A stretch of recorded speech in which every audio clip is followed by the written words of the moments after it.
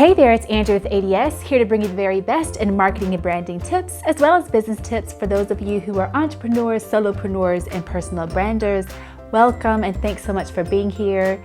Today is going to be short and sweet. We're just covering iTunes, and I know you probably have heard of this, but in case you haven't, I was like, let me just make sure that you who are here on YouTube have heard this from me.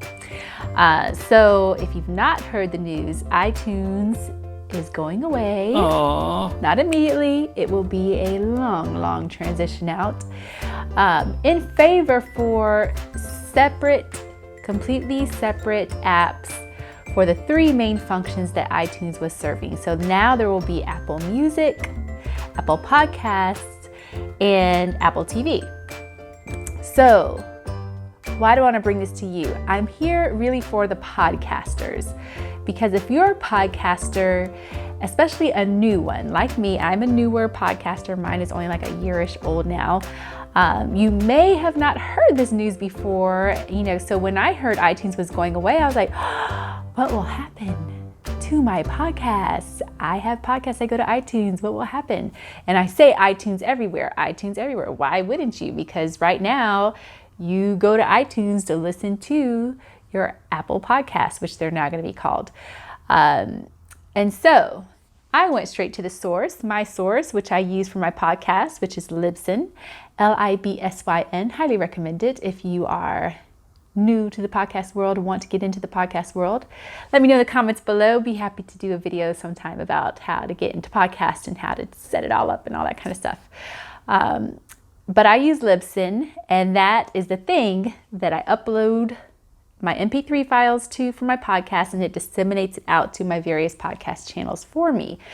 So that includes what is currently iTunes and also Google Play and all the other places where you can download a podcast. So I hit up LibSyn on Twitter, the ultimate place to chat with people. Do not believe it's dead. It's fantastic. Actually just met the main guy for Twitter, Jack Dorsey, who's the original co-founder and now CEO chairman of Twitter as well as Square. He came for the Hope Global Forum, so that's what our last video was about. But in any case, Twitter, don't sleep on it, brothers and sisters. So about this podcast deal, I went to Twitter, chatted it up with LibSyn. I was like, hey LibSyn, heard this news about iTunes. What's going to happen with us? Let us know as soon as you know, thinking it was new news to them. And they were like, honey child, this is not new. They were like, we have known about this for years. And I was like, oh, my bad. I'm sorry. And they were like, anybody who has been paying attention in this space would know that this has been coming for years now. So, and I was like, well, pardon moi, LibSyn, I'm a newbie user, so excuse me, I had not heard it. And then they were like, oh, you're a LibSyn user. Go listen to our podcast. So they do have a podcast called The Feed. So now I will be listening to their podcast.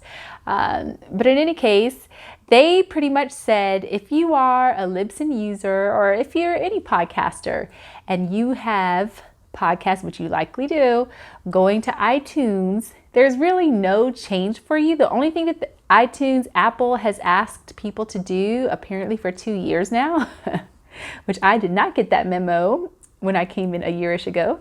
But what they've been asking people to do is to use the graphics and the term Apple Podcasts.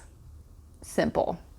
And otherwise, everything else should be seamless. No changes with your stream, your feed, everything, all that should be fine. So if you're a podcaster, that's it. All you really should do, look for that imagery, Apple Podcasts, and also use that terminology. So wherever you were putting it, I immediately went over to my website and changed it all out from iTunes to Apple Podcasts. So that's what I'm using everywhere. Much longer to say Apple Podcasts as opposed to iTunes, but we'll get used to it. And that is all. So are you a podcaster? Do you podcast right now? Have you thought about a podcast? If so, I really want to know your questions. What questions do you have about podcasting? Again, I'm probably, golly, how many episodes am I on right now? I must be close to 50. I feel like I'm in the 50s. I should be higher. For a minute, I went really off the wall with my podcast. And I was doing great. And then, kind of hit a lull and was only doing my YouTube content regularly and kind of left my podcast alone for a minute. And now I've picked it back up. And I'm like, podcasts are important. My podcasts are important. I need to get back on it. So not easy to do all of it by yourself, but give yourself some grace, right? So in any case, again, mine is like a year-ish old. If you have questions about a podcast, how do you set it up? How do you do it? What do you use? How do you record? What mics, software, blah, blah, blah, should you use? Let me know. I'm happy to answer those questions. I've not done a little checklist for podcasts yet. And so, I love checklists. So happy to answer those questions. And that is all for me today. All right. Also, by the way, I had a great meeting at the SBDC today, Small Business Development Center. I'll be happy to update you guys on that later, but it's giving me a lot to think about. As you know, SBDC, that was probably 2 videos back now, is a great free resource, already paid for by your taxpayer dollars, a great free resource that is at your disposal. You get a free advisor, free counselors, free people kind of advocating on your behalf, helping you to figure out this world of business and how to grow your business in the way that you intend. So more on that later. All right, cheers. Don't forget to follow us at the ADS Agency. That's on Facebook, Twitter, Instagram, LinkedIn. Subscribe to our podcast on Apple Podcasts, no longer iTunes, Apple Podcasts, Google Play, wherever you get your podcasts. And subscribe to YouTube here. Like this video and also subscribe to this channel. The button is below. When you subscribe, be sure to click that little bell. There's a little bell that'll pop up after you click subscribe.